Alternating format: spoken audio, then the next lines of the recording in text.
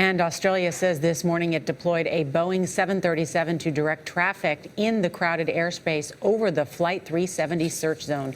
Holly Williams is at the Air Force Base near Perth, where the crews are taking off.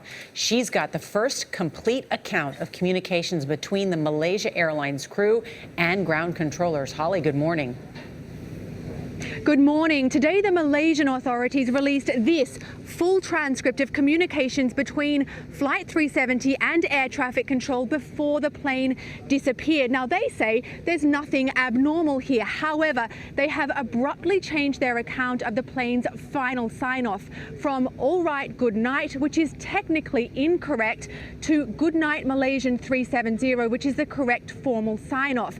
Now, that has angered the families of some of those on board who feel they're still not getting the truth and who are frustrated because 3 weeks after the plane went down, still no wreckage has been found.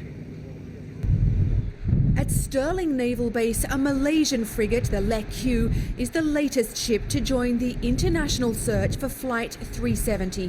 1,100 miles off Australia's west coast, 9 other ships have begun retrieving objects spotted from the air by search planes, but so far have found only garbage. Captain Mark Matthews is the head of the US Navy's salvage operations.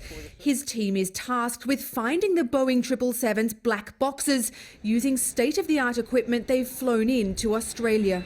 What are the chances realistically of finding the wreckage now? What's really important right now, again, is finding the surface wreckage. Without finding that debris, we would be depending on luck more than skill or competency to find the wreckage of the aircraft.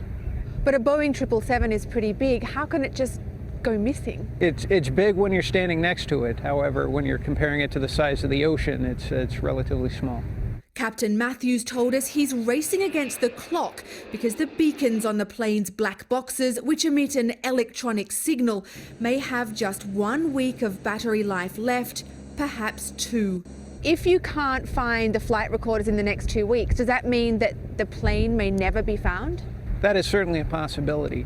The pingers allow us to detect it at greater ranges.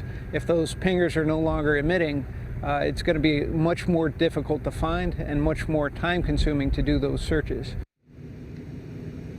That possibility is obviously upsetting for the families of those who were on board. The Malaysian authorities will hold a closed-door meeting with them tomorrow to try to resolve some of their concerns. Charlie? Holly, thanks.